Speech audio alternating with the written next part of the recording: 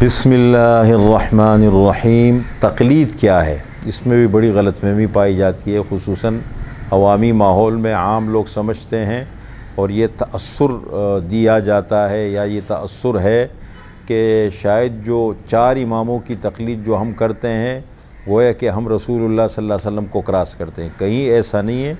जो भी दुनिया में मुसलमान है उनकी ज़िंदगी की बुनियाद कुरान करीम और रसूलुल्लाह सल्लल्लाहु अलैहि वसल्लम है।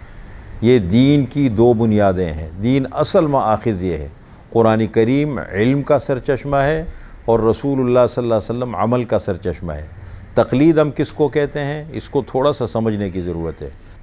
जितने भी दीन के अहकाम हैं, कुरान और हदीस में जितने नुसूस है, जितने अहकाम हैं या जितनी बातें हैं, उसको नस कहते हैं। तो नुसूस की 2 किस्में हैं, एक है नुसूस मुतारिज़ा और एक है नुसूस गैर मुतारिज़ा। एक वो नुसूस है बज़ाहिर जिनमें हमें लगता है कि इनमें टकराव है, होता भी है।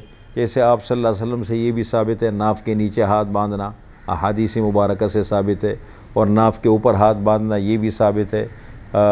इमाम के पीछे क़िराअत करना, इमाम के पीछे क़िराअत न करना, आमीन आहिस्ता कहना, आमीन ज़ोर से कहना। नमाज में कई चीज़ें हैं जिनमें ये इख्तिलाफ़ पाया जाता है। हाथ बांध दे जाते हैं, हाथ लटका के भी नमाज़ पढ़ी जाती है। इमाम मालिक रहमतुल्लाह अलैह का मसलक ये है। इस तरह के बहुत सारे फ़ुरूई मसाइल है। फ़ुरूई उसूल में कभी इख्तिलाफ़ नहीं होता, उसूल में पूरी उम्मत एक है। इस तरीक़े से अंबिया किराम अलैहिमुस्सलातु वस्सलाम के बारे में आता है, हदीस में है, अल अंबिया कुल्लुहुम इख़्वतुन व दीनुहुम वाहिदुन। तमाम अंबिया किराम अलैहिमुस्सलातु वस्सलाम आपस में भाई भाई हैं और उनका दीन एक है। क्या मतलब दीन है कि उसूल में एक है।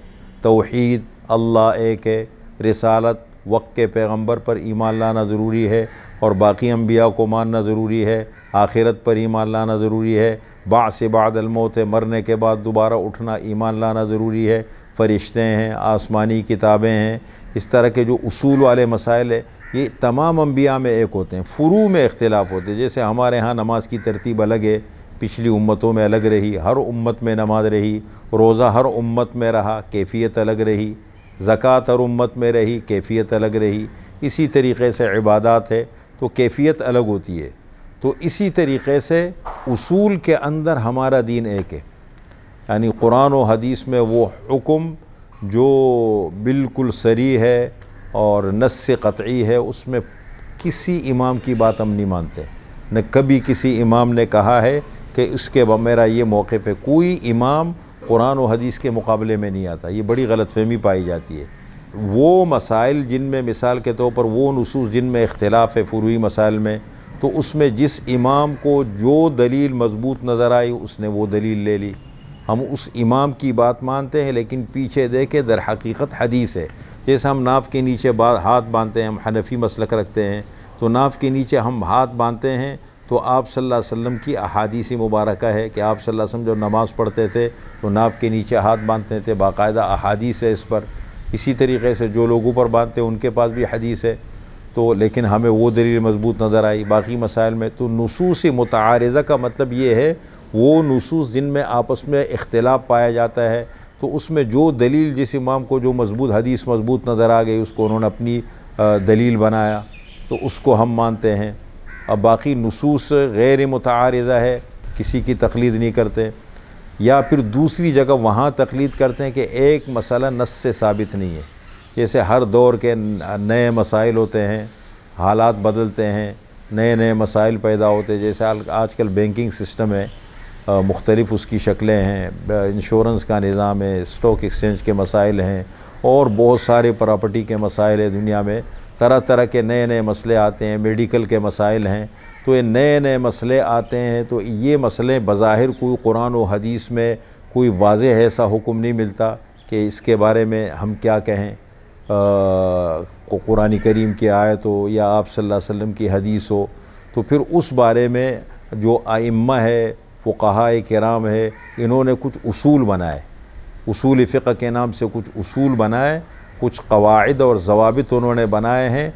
उन क़वाइद और ज़वाबित की रोशनी में उनको बुनियाद बनाकर कुरान और हदीस की रोशनी में उस मसले का हल निकाला जाता है। तो उस मसले का हल जो निकाला जाते हैं वहाँ हम इमाम की तक़लीद करते हैं। तो ये चीज़ जहन में रख के बराह रास्त कहीं भी ऐसा नहीं है कि आप सल्लल्लाहु अलैहि वसल्लम को, ये तो कोई तसव्वुर भी नहीं कर सकता नाऊज़ु बिल्लाह कि आप सल्लल्लाहु अलैहि वसल्लम को क्रॉस करके हम किसी इमाम की बात को माने और किसी इमाम ने कभी कहा हो। बल्कि ये तो वो लोग थे जिन्होंने दीन की तशरीह की है और दीन को बेहतर शक्ल में आसान बना के उम्मत के सामने पेश किया है। इल्मी तहक़ीक़ात है, इल्मी दुनिया है, इल्मी इख्तिलाफ़ात है, उसको अगर हम इल्मी दुनिया तक रखें और बेहतर तरीक़े से एतदाल के साथ उनका हल निकाले तो कोई इख्तिलाफ़ नहीं।